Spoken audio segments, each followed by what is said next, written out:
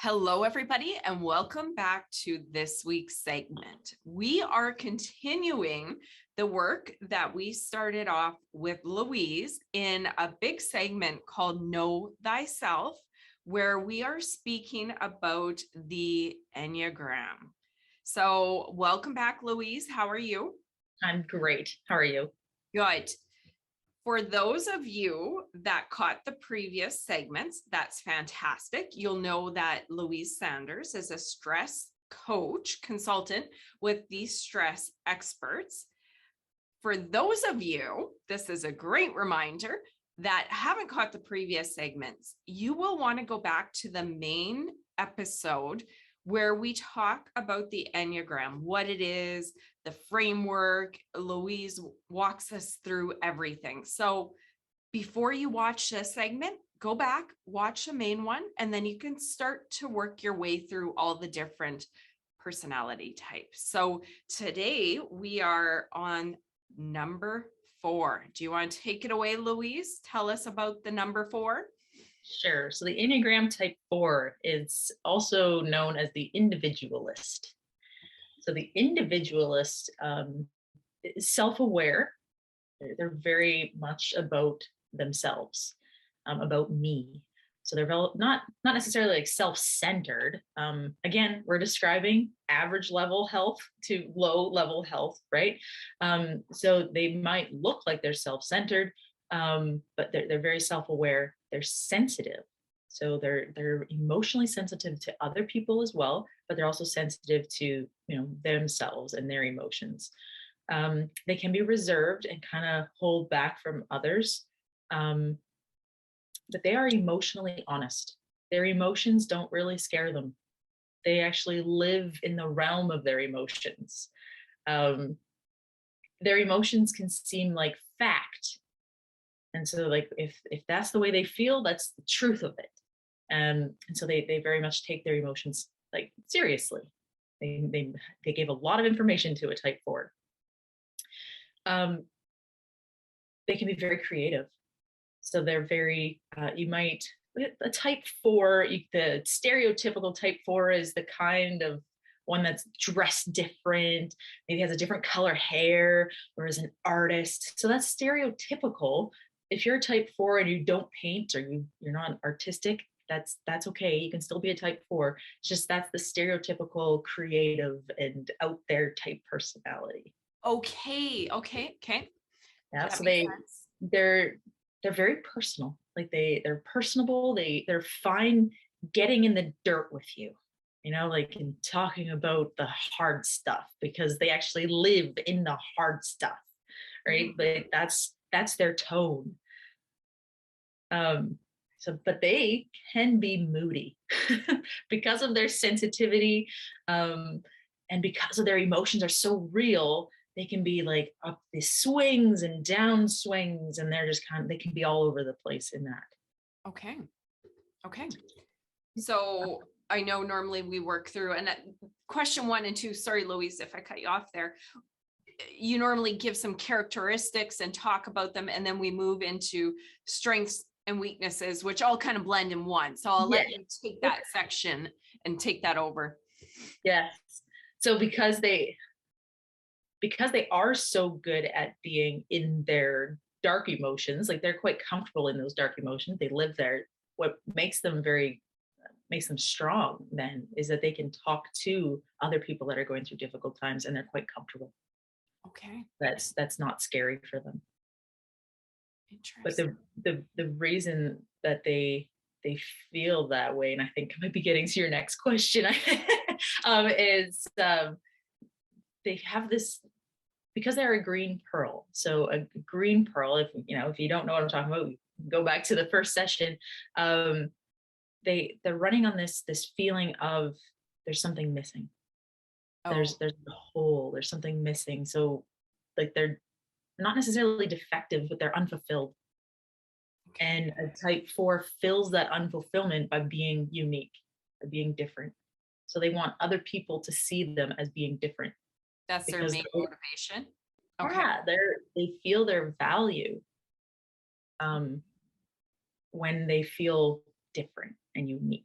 And so that would explain their, different clothes and different hairstyle and artistic, and they want to express themselves, and because their emotions are their reality.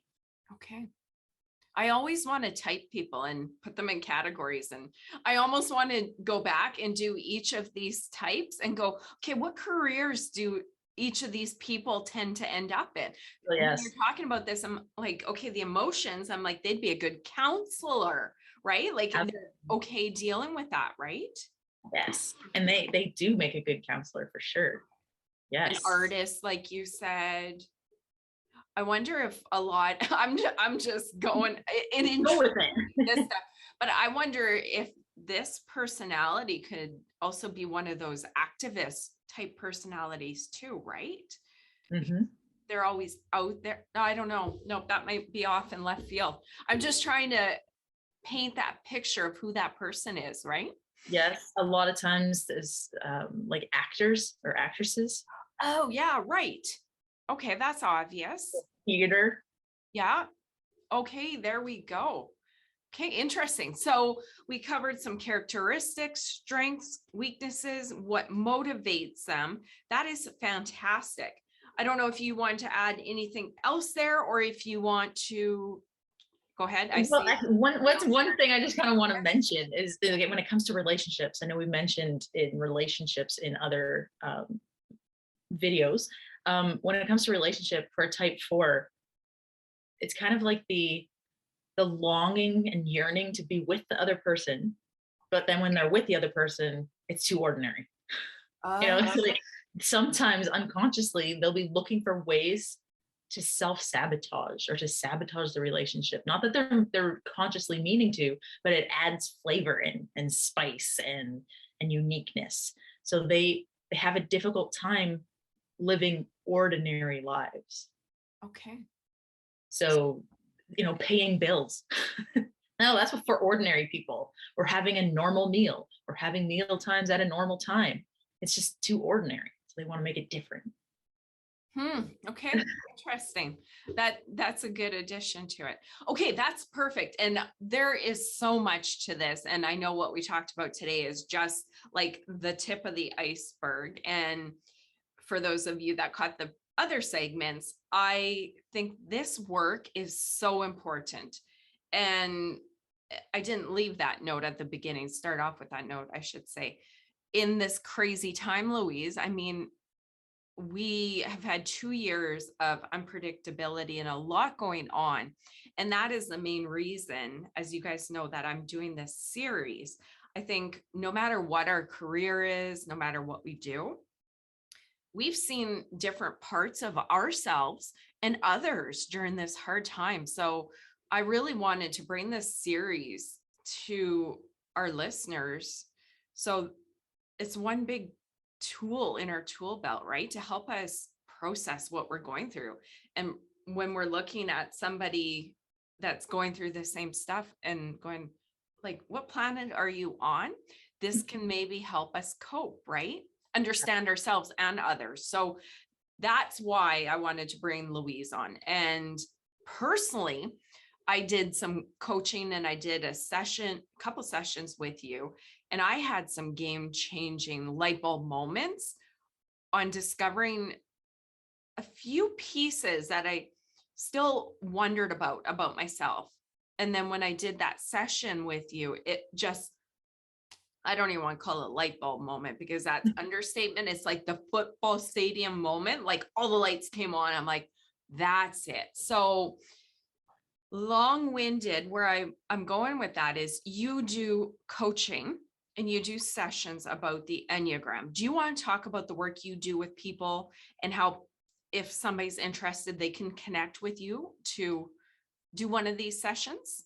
Absolutely. So you can go online and do a test, but a test online is only about 50 to 60% accurate. And that can be very confusing because if you do all these questions and you get your, it spits out an answer of what type you are, but it could be wrong. It can be very confusing. It's really hard to determine what type you are online because when we look at the Enneagram, it's all about what motivates you. So it's really hard to get, pull those questions out of you just in a test.